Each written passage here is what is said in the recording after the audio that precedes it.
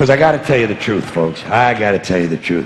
When it comes to bullshit, big time, major league bullshit, you have to stand in awe of the all-time champion of false promises and exaggerated claims, religion. No contest. No contest. Religion easily has the greatest bullshit story ever told. Think about it. Religion has actually convinced people that there's an invisible man living in the sky who watches everything you do every minute of every day. And the invisible man has a special list of 10 things he does not want you to do. And if you do any of these 10 things, he has a special place full of fire and smoke and burning and torture and anguish where he will send you to live and suffer and burn and choke and scream and cry forever and ever till the end of time. But he loves you.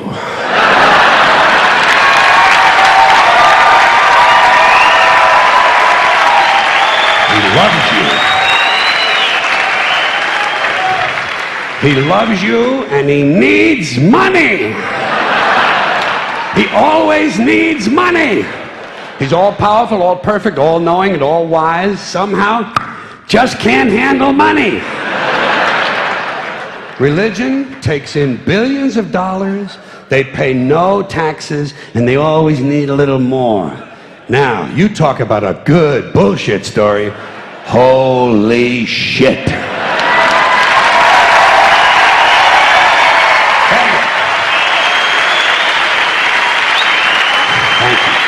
But, thank you very much. But I want you to know something. This is sincere. I want you to know, when it comes to believing in God, I really tried. I really tried. I tried to believe that there is a God who created each of us in his own image and likeness, loves us very much, and keeps a close eye on things. I really tried to believe that, but I gotta tell you, the longer you live, the more you look around, the more you realize something is fucked up. Something is wrong here. War, disease, death, destruction, hunger, filth, poverty, torture, crime, corruption, and the ice-capades. Something is definitely wrong. This is not good work. If this is the best God can do, I am not impressed. Results like these do not belong on the resume of a supreme being. This is the kind of shit you'd expect from an office temp with a bad attitude. And just between you and me, in any decently run universe, this guy would have been out on his all-powerful ass a long time ago. And by the way, I say this guy because I firmly believe, looking at these results, that if there is a God, it has to be a man. No woman could or would ever fuck things up like this.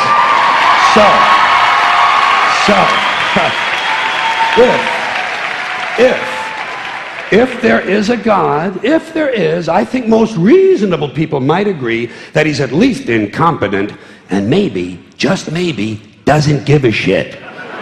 Doesn't give a shit, which I admire in a person and which would explain a lot of these bad results. So rather than be just another mindless religious robot, mindlessly and aimlessly and blindly believing that all of this is in the hands of some spooky, incompetent father figure who doesn't give a shit, I decided to look around for something else to worship, something I could really count on. And immediately, I thought of the sun. Happened like that. Overnight, I became a sun worshiper.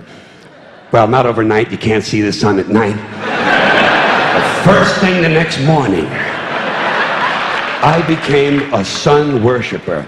Several reasons. First of all, I can see the sun, okay? Yeah. Unlike some other gods I could mention, I can actually see the sun. I'm big on that. If I can see something, I don't know, kind of helps the credibility along, you know?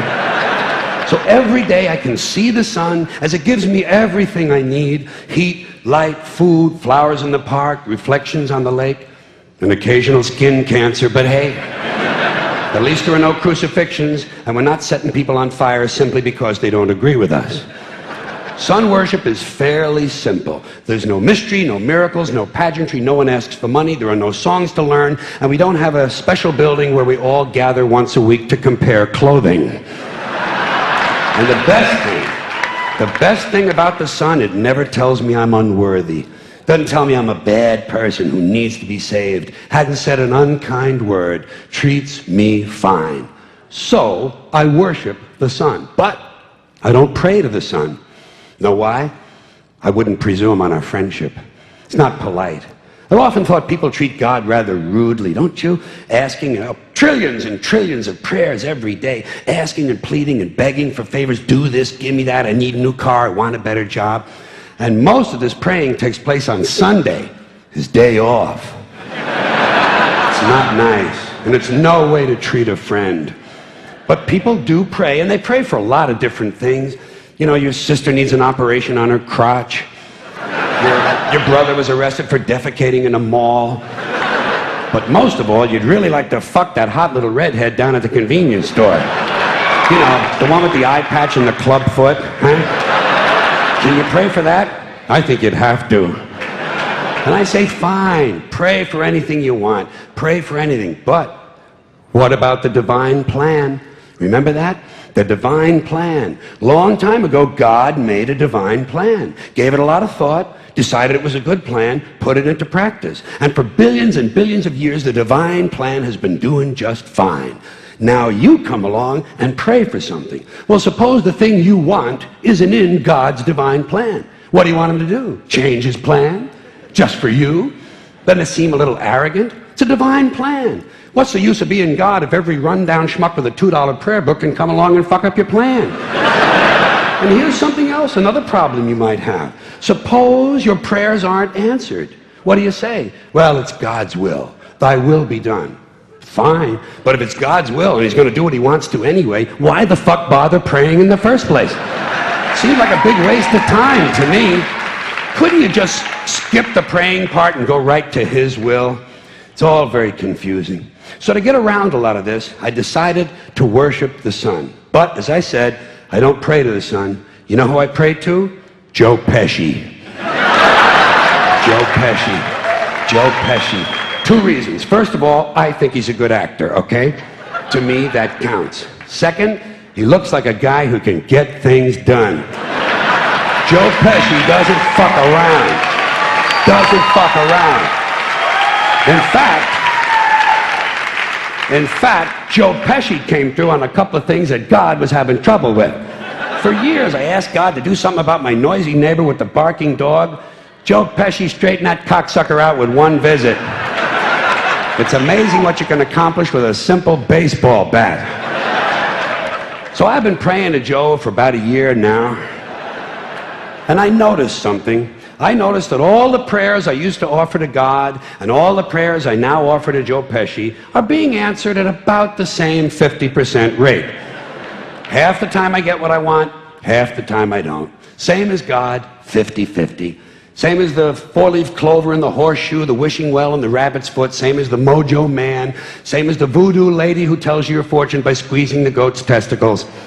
It's all the same, 50-50. So just pick your superstition, sit back, make a wish, and enjoy yourself.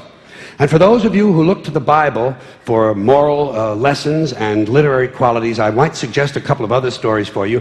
You might want to look at The Three Little Pigs. That's a good one. Has a nice, happy ending. I'm sure you'll like that.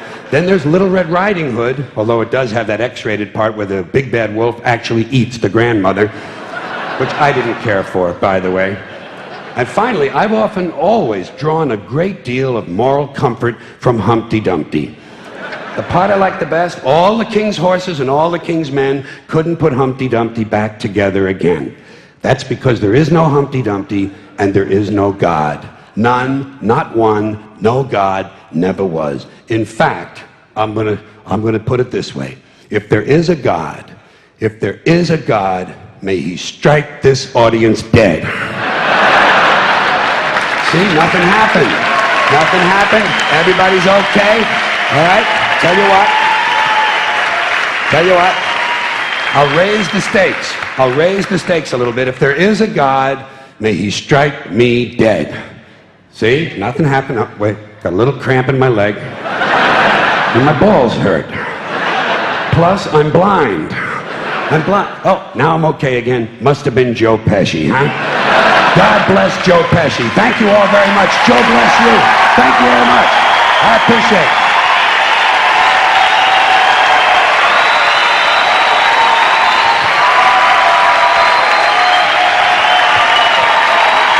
Bye-bye. Have fun. Good. Thank you very much.